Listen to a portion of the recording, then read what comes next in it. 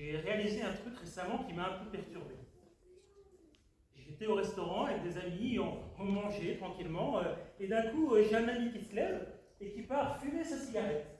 Et je le vois partir seul, dehors, en plein hiver, il fait très froid, il pleut, il est là, il recroque vite ses épaules. Il essaie de faire un parapluie avec ses épaules. Il a remonté ses épaules tellement haut, je suis sûr, il s'est dit, peut-être je suis une tortue.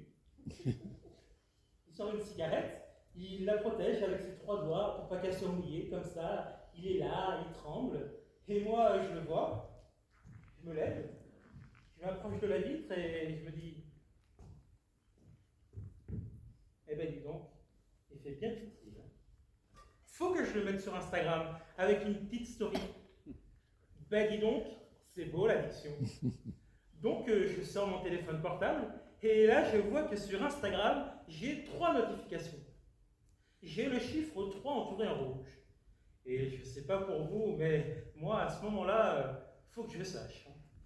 Donc j'ouvre Instagram et là automatiquement sur la page d'accueil, il y a une vidéo d'un chien qui se prend une vitre dans la gueule, qui se lance et j'éclate de rire. La vidéo me fait éclater de rire. Non mais je suis mort de rire. Enfin, je suis mort de rire comme on est mort de rire devant Internet. C'est-à-dire comme ça. Trop marrant. Je continue, juste en dessous. Il y a une photo que j'aime bien, je like. Une photo que j'aime pas trop, je like quand même. Pour moi, ce n'est pas du vrai amour, je m'en fous. Je like tout. Je like tout. Et puis à un moment donné, je tombe sur une publicité sur des protections d'iPhone révolutionnaires. Puis je me dis, mais attends, mais qu'est-ce que je suis venu foutre ici, moi? Ah oui, c'est vrai, les notifications. Donc, je vais dans les notifications, et là, je vois qu'il y a des gens qui ont liké et commenté la photo de moi que j'ai postée le matin même. Les gens disent que je suis beau gosse, et ça fait plaisir. Ouais, parce que c'est pour cette raison que j'ai posté cette photo. Je me suis pas levé le matin en me disant oh, je crois que le monde a besoin d'une nouvelle photo de moi. Donc, je suis heureux. Autant avant, ce n'est pas du vrai amour, autant là, c'est du vrai amour. Donc, je suis content. Je vois, il y a des gens qui commentent ah, c'est super. Et puis, à un moment donné, il y a toujours ce quota de gens qui postent les mêmes commentaires sur les photos Instagram. Les gens qui me rappellent que je suis chaud, au cas où j'ai oublié. Au cas où, un jour, je sors de l'eau comme ça. Une fois, il y a un gars, il a commenté œuf. Même pas bonjour monsieur, permettez-moi de vous dire que vous ressemblez à un œuf. Non, œuf. Et il a mis l'emoji œuf. C'est-à-dire que le gars s'est dit oh putain, il va pas comprendre. Donc il est allé dans les emojis. Il a regardé les bâtiments, les drapeaux, les fruits, les animaux. Un œuf. Et je comprends, pour lui, un chauve, c'est marrant. Il voit un chauve, il fait c'est marrant. Merci. Il ne sait pas que je suis devenu chauve. Il ne me voit pas, moi, à 23 ans, sous la douche, en train de perdre mes cheveux par poignée, en train de les voir partir avec ma confiance en moi, en train de me dire mais qu'est-ce que je vais devenir? Un œuf. Je continue dans les notifications et là, je vois qu'il y a une fille qui m'a fait la technique des 3 likes. Alors, qu'est-ce que la technique des 3 likes? Il s'agit de liker très rapidement 3 photos pour apparaître 3 fois dans les notifications. C'est une manière facile de dire hey, remarque-moi. Donc, je remarque cette personne et je vois qu'elle est plutôt jolie sur sa miniature. Je me dis, tiens, je vais aller sur son profil et regarder ses photos. J'ouvre son profil privé. À quoi bon? Je ne peux pas accéder aux photos. Mais Instagram est bien fait puisque juste en dessous, Instagram te suggère d'autres personnes qui sont susceptibles de t'intéresser. Et en effet, il y a une fille plutôt jolie juste en dessous. J'ouvre son profil, Ludivine. Je me dis, tiens, je vais aller sur son profil et regarder ses photos. Et je vois la fille plutôt jolie. Je me dis, tiens. Donc, je lui fais ma technique des 3 likes. Je like 3 photos où elle n'apparaît pas. Une paire de chaussures, un chiot et un granola. Le plan est en marche.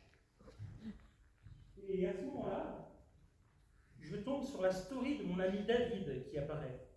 Je me dis, tiens, je vais aller regarder cette story. Et dans cette story, c'est une photo de moi en train de tenir un téléphone portable dans une sorte de restaurant. En fait, c'est mon pote fumeur.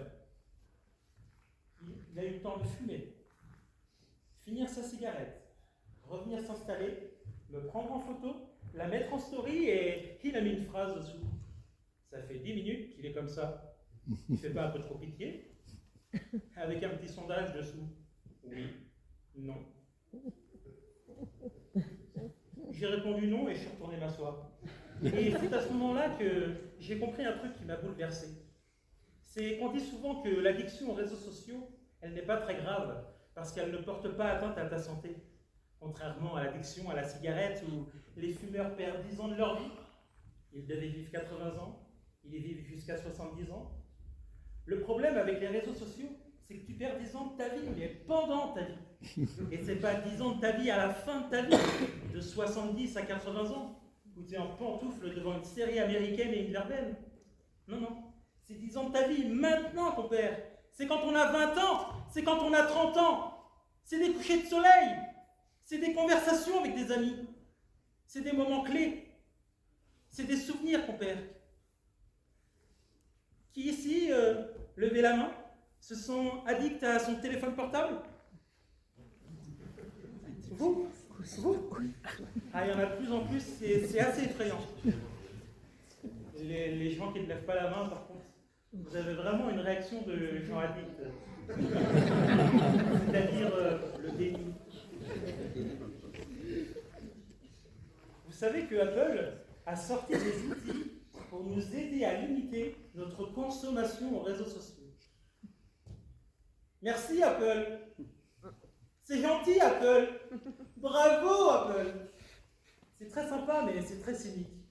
Parce que ces gens-là savent très bien ce qu'ils font et depuis bien plus longtemps que nous. Je pense qu'il y a eu un dilemme chez Apple. Un des plus grands patrons de chez Apple était là, en train de fumer sa cigarette, en train de se dire je ne sais plus pourquoi fumer. Putain, les gens sont accros à nos produits. D'un côté, on gagne des millions, et de l'autre côté, si on ne les prévient pas, on va passer pour des bâtards. Ouais, mais si on les prévient, ils vont arrêter. Et ça, c'est un problème. Putain. C'est très vulgaire chez Apple. Putain. Mais qu'est-ce qu'on peut faire? Il a sorti son paquet de cigarettes et avait écrit « Attention, fumez-tu ». Il a sorti une cigarette, il l'a allumée, il s'est dit « Vous savez quoi? On va les prévenir. Ils ne vont jamais arrêter et on s'en bat les couilles. »